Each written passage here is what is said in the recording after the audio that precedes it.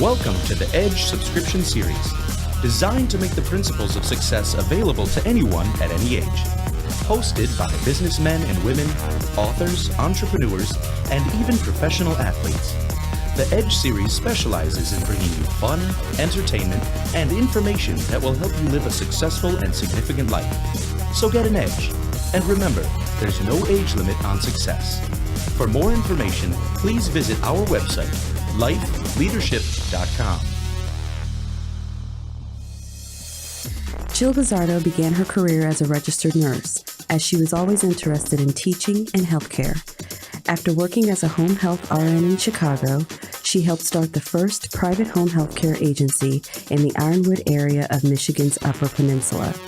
Today, she resides in Arizona and speaks across North America about leadership, entrepreneurship, and success. Hi, I'm Jill Gazzardo, and I'm very honored to be here for a special occasion. It's a special occasion for me.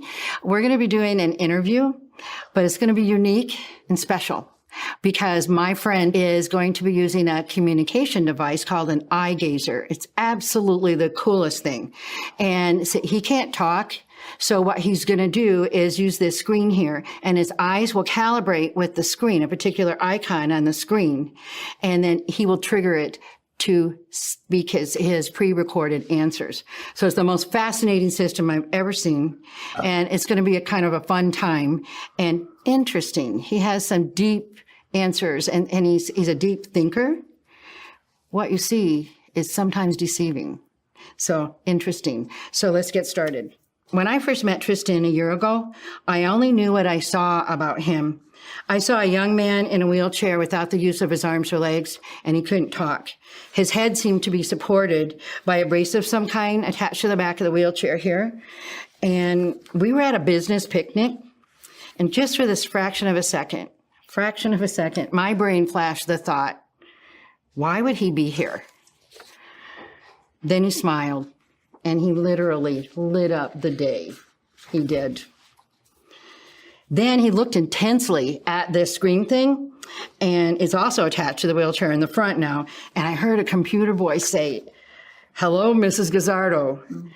I've been looking forward to meeting you." And he went on to talk about equine therapy, which I'm really into, and I couldn't even understand how he could know that. But let me tell you, you could have knocked me over with a feather, and I totally blurted out, "Oh my gosh, you're really in there." I was just stunned. See, the deal is, the only thing I had seen was the outside, assuming that the inside was the same, disabled, and I was wrong. He has taught me a lot, hugely. There's more than meets the eye, literally. I've learned so much from Tristan over this last year. You see, Tristan has cerebral palsy, and that is a neurological disorder caused by a non-progressive brain injury that usually happens at birth. It affects body movement, muscle coordination, and impairs motor function. It affects 3 out of 1,000 in the United States, with a total of approximately 764,000. I had no idea, and that seems like a lot to me. 1 in 4 are unable to talk, and 1 in 3 are unable to walk. He's 20 years old, and he's already demonstrated so much potential, intelligence, determination, and a positive attitude. And he refuses to give up, ever, or give in to his disabilities. His disabilities do not define him. Tristan? Hello, everyone. My name is Tristan Willems. I am really excited to talk with you today. My purpose is to teach you that any obstacle teaches you something. If you focus on what you want and set goals, you will accomplish your goal and be successful. Also, it teaches you if you really want something different in your life, you have to believe in yourself and make it happen. Being the best you can be will bring you happiness in your life. You said any obstacle teaches you something, and that's true. And being the best you can be will bring you happiness in your life. And I know that's like your life's motto. With that in mind, Tristan, could you give us an idea how cerebral palsy has affected you and the way that you live? I was born with cerebral palsy. Cerebral palsy is a neurological disorder caused by a non-progressive brain injury. It affects body movement, muscle coordination, and impairs motor function. Cerebral palsy affects people differently. With myself, it affected my speech. As I try to say a few words, like hello or how are you, nothing comes out, not a sound. It also affects my legs, where I have no strength to walk or even stand. I need to be picked up and carried to my bed, or to sit on the couch or chair. I have very little muscle tone or function with my arms, making it impossible to pick up items, or even shaking hands with someone. I also have very little trunk or body control. I have to have pillows placed on both sides of me to keep me from falling over when sitting. I am totally dependent on other people to do anything in my life. I wanted there to be a way to be able to do these things. People shouldn't be afraid of people that are in wheelchairs or have a physical disability. I think it makes people stay away from me. It almost seems like they think that if they get close to me, they would catch what I have. It is very difficult going to family functions because they do not have a handicap accessible home. We all need family and friends to care for us and about us. Finding out about our differences helps us to become better connected, more understanding, and caring about each other. I think it is important to have a healthy attitude towards myself. So, despite some very significant physical obstacles, you make it clear that what's important is becoming connected with people, to understand them, and have a healthy attitude about ourselves, which I know you do. When you were young, what was it like to find out that you had these physical disabilities, and how did you figure out how to deal with them? My mother, grandma, and grandpa wanted me to be the best I could be. When I was 3, 4, and 5 years old, they took me to Poland for extensive therapy. It was for 30 days, 6 hours per day. They wanted the best possible start for me. This was the best practice out there. It helped my trunk control, strengthened my legs, and helped me keep my arms straight. We all have to start from somewhere. Why not the best that is available? I had many obstacles with my cerebral palsy. When I realized I couldn't walk or talk like the other kids, it was scary.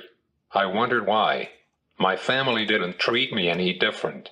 The other kids were afraid of me because I was in a wheelchair. The teacher was really nice and told them that is how I walk.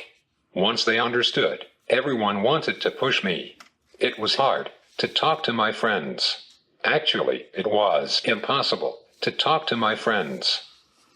It was impossible to talk to your friends. So the best possible start in anything we do is a good idea. So you're right there. Life, business, school. And I think it's especially important where you say your family didn't treat you any differently. That's big. It was like, no excuses, Tristan. You still have to do your best. So I like that. When you started in middle school and you and the kids got a little older, you must have realized that not being able to talk was going to be a big issue. What was that like for you? As I grew and got into middle school, it was different. I was with a new bunch of kids that didn't know anything about me. There was one boy that would make fun of me because I couldn't walk or talk. It made me feel sad sometimes. I wanted to ask him to like me as I am. I liked him. I had to wait for people to come and talk to me, as I had no way to go and talk to them. When we went on outings, the people would look and talk to the other kids, but not to me. I wanted to talk to them so bad, but had no way to communicate with others. When asked a question, I knew the answer, but had no way to tell others. Sometimes it was like no one even saw me. It was like only God could hear me. I had a low self-esteem sometimes. My grandma always told me I was the same as anyone. I had to think positive. Only God could hear me. It's just very, very hard to imagine what that would be like. Truly, not to be able to talk at all. None of us can imagine that. And how that would make you feel for people not even to look at you. It's like people assume if you can't say anything, then you don't have the ability to think either. And obviously it's not true. not true. I know I have heard you say the focus on your abilities and not your disabilities, but to do that, you had to deal with your disabilities at some point. You had to. So you had to take them on as a challenge. How did you do that? Dealing with my disability wasn't very easy. People think educating a special needs person has no benefit.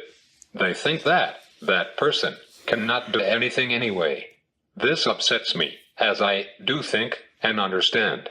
When I realized I couldn't walk or talk, I could have felt sorry for myself. But with the help of my family, I chose to find a way to solve my obstacles. I didn't feel different. My family treated me like everyone else. One of my biggest fears was I wouldn't have any friends. At first, it was hard. I figured out a way to tell people what I wanted and what I thought. When the kids realized I was just as smart as they were, I had a lot of friends, but I still felt bad that people had to push me in my wheelchair. I couldn't use my hands very well. My grandma and I did some research and found a chair that I could drive by myself, using my head. I felt so independent. It was great. I could go where I wanted to go, not where they thought I wanted to go. So you chose to find a way to solve the obstacles, whatever they were. And you wanted to figure out how to communicate somehow, and you identified what was important to you and you went after it, and you got it, like the wheelchair. You solved obstacles as they came up, but it really starts to get fascinating when you talk about focusing on abilities, not disabilities. What happened when you did that? I choose to focus on my abilities, not my obstacles. Focusing on my abilities makes them stronger. I had to keep practicing and trying different ways to get the results I wanted. Some of my abilities are my personality, sense of humor, and patience. Also, I am a very good listener. Everyone loves my smile. I try and keep positive. Again, by focusing on my abilities and adapting how I do things, I can succeed. I am a very caring person. I can bowl using a ramp, play baseball in the Miracle League on a rubberized field, so I can run the bases with my chair. I swim wearing a collar around my neck so I can push with my legs and go all over, even in the deep part. I also run in various races with my team triumph by having people called angels pushing me in a special designed race chair.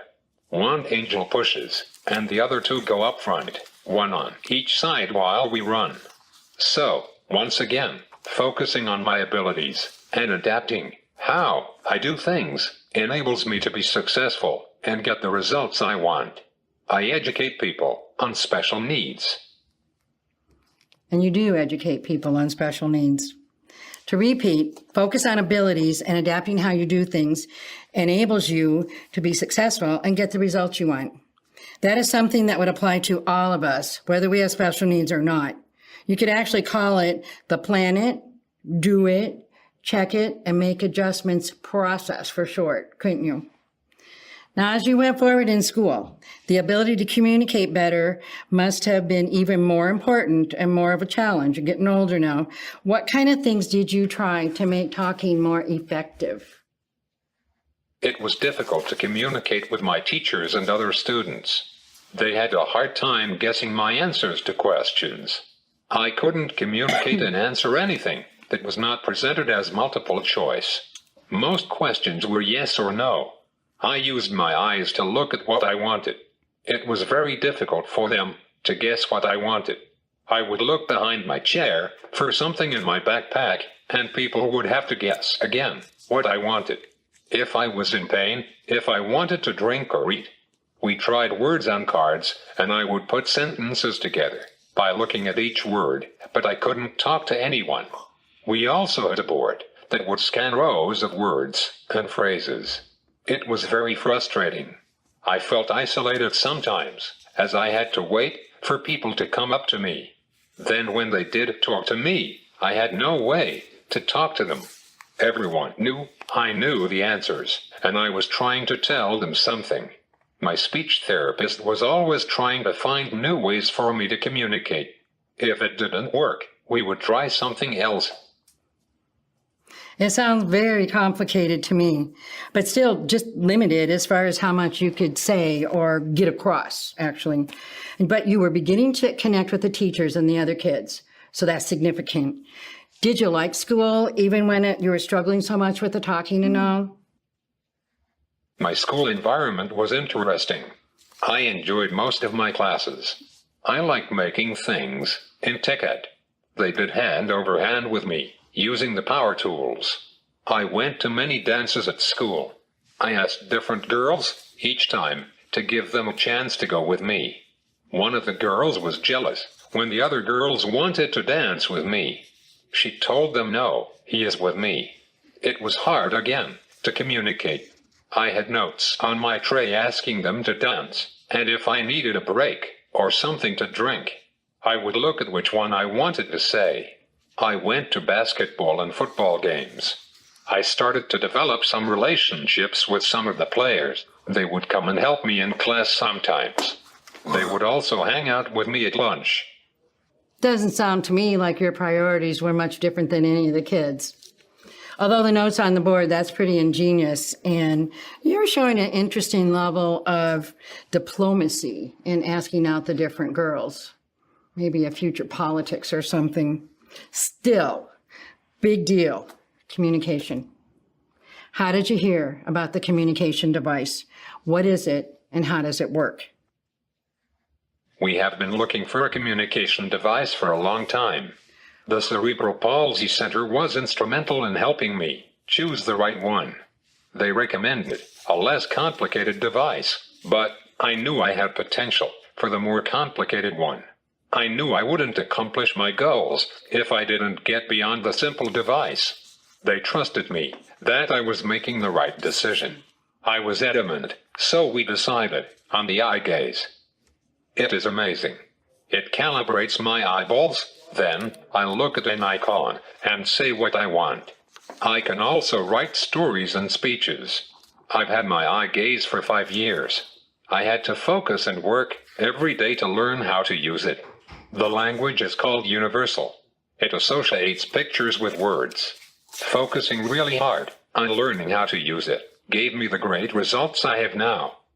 And you do have great results now. But it's just magical, just plain crazy, amazing as far as I can see. How has this device and the new ability to talk changed things for you? My new communication device has opened many opportunities for me. After not being able to speak for 15 years, it's like I came out of my body. I could finally tell everyone in my family I love them. In school, I can do all my work. A couple different ways is connect my device to a smart board or connect it to my laptop to do research. I can talk with anyone now. It feels so good to be able to go up to anyone and start a conversation, especially with my friends in school.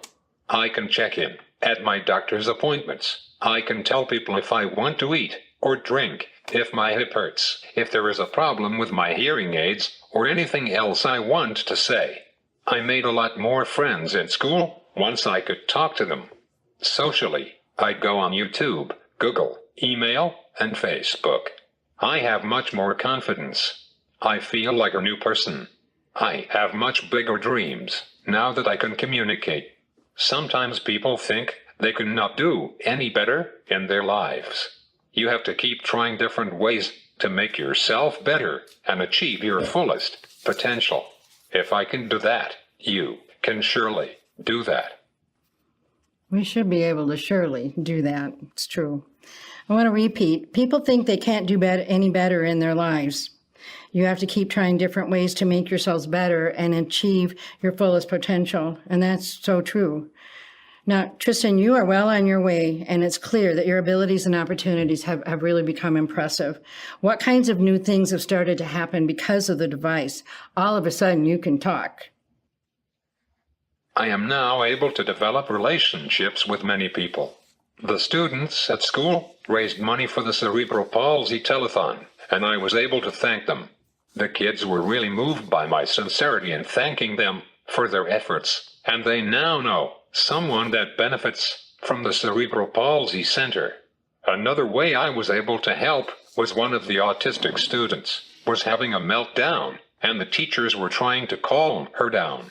I knew she liked the Annie song, so I played it on my device, and she started singing along, and when it was done, she said, "I am happy now."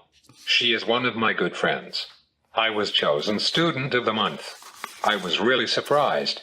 When I graduated, my whole class of 150 students gave me a standing ovation. That was cool. I had a court hearing with an administrative law judge for a new wheelchair. I was able to testify on my own behalf at my court hearing. For the first time in my life, I could speak up for myself. I feel I have a better connection and hope to motivate and inspire everyone I meet. I plan on continuing my education, possibly working on developing new programs for the communication devices. I think that would be amazing. And let me assure you, you are motivating and inspiring anyone who meets you or hears you in so many ways. And definitely would point out that a week ago, you were notified and that you had single-handedly pretty much won that administrative law judge court case and won that wheelchair. And the judge put it in the findings that it was because of your testimony and because of your presentation that that case was won. Big deal. Let me assure you, we're excited with that. To go from gestures to single words to full-blown public speaking and television interviews, not to mention the court case, how did you do that? I had to learn how to collect and organize my thoughts. I had all the information up there, but now I had to separate the information. I had to learn to color my thoughts. It was like drawing a picture with words for the first time. I was interviewed at the Cerebral Palsy Telethon. It was scary to be on television. I had to speak on how the Cerebral Palsy Center helped me choose my device and explain how it works. I kept telling myself I could do this, and I would be helping other kids by giving them information. After that interview, they called me to do an interview for the Miracle League Baseball. I also was asked to speak for Leadership Green Bay, as well as the Board of Education. The principal at my school asked me to give my speech on goals, obstacles, positive attitude, and to believe in yourself to the entire school before Christmas break to send them off on a positive note. It was amazing. I also did a reading at my mother's wedding. I really felt honored to be involved. The television station did a story on me when I rang bells to raise money for the Salvation Army. I had a bell programmed into my device, and when people walked by, I would look at the bell and it would ring. Everyone put money in. I love giving back. I want to teach other people with special needs and people without special needs to reach inside themselves and to reach out. Each person is special in their own way. We have to focus on what we are able to do because what we focus on grows. We also have to have a better attitude. I can teach people that no matter the obstacle, everyone can become a better person from it. Everyone needs to develop their own expectations and make the right choices in their lives.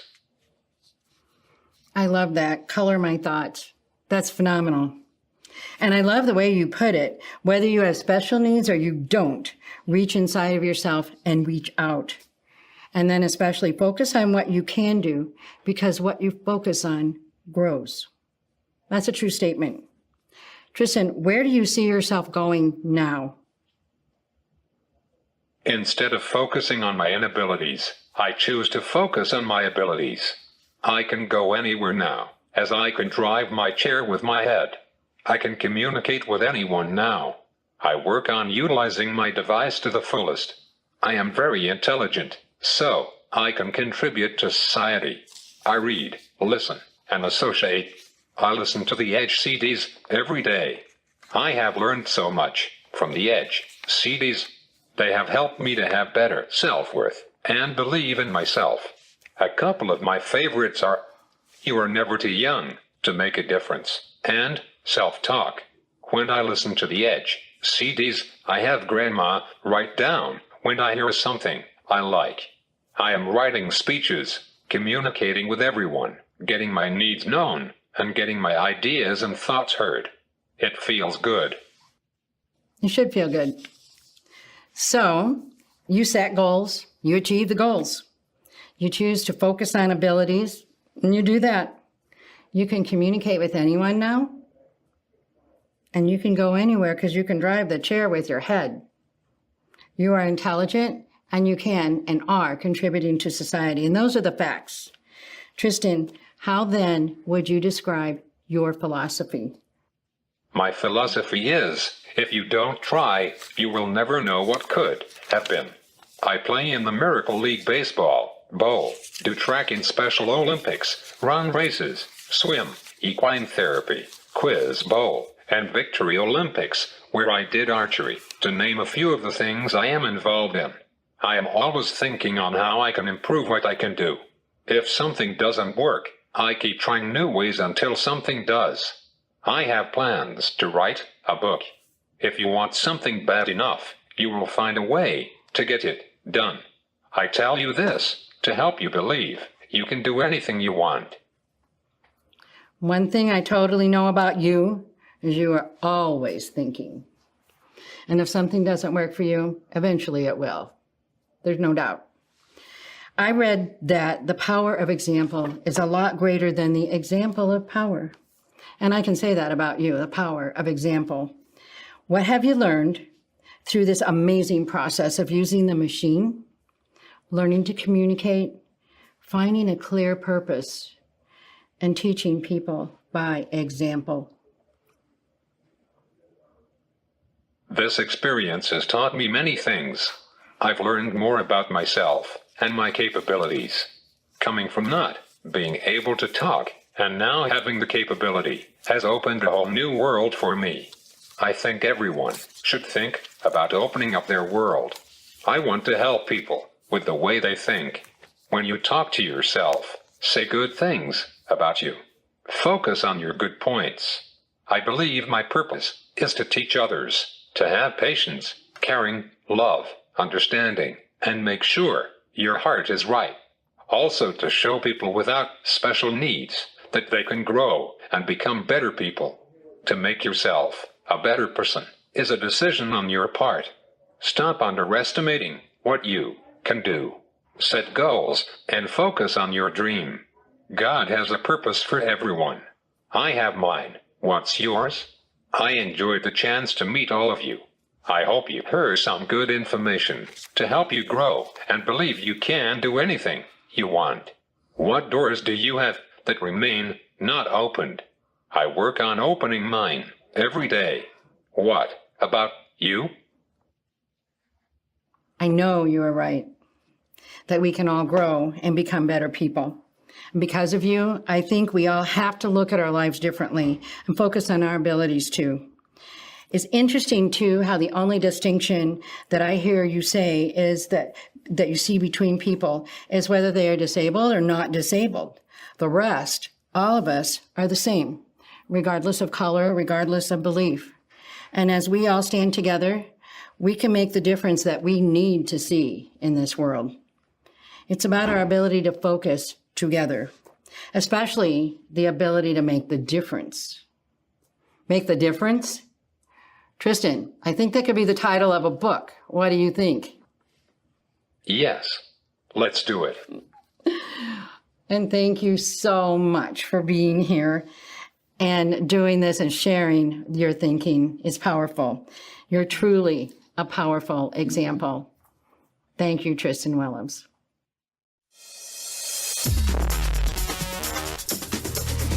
To learn more about the EDGE series, please visit lifeleadership.com. Unauthorized reproduction is prohibited. All rights are reserved. This is a copyrighted program of Life Leadership.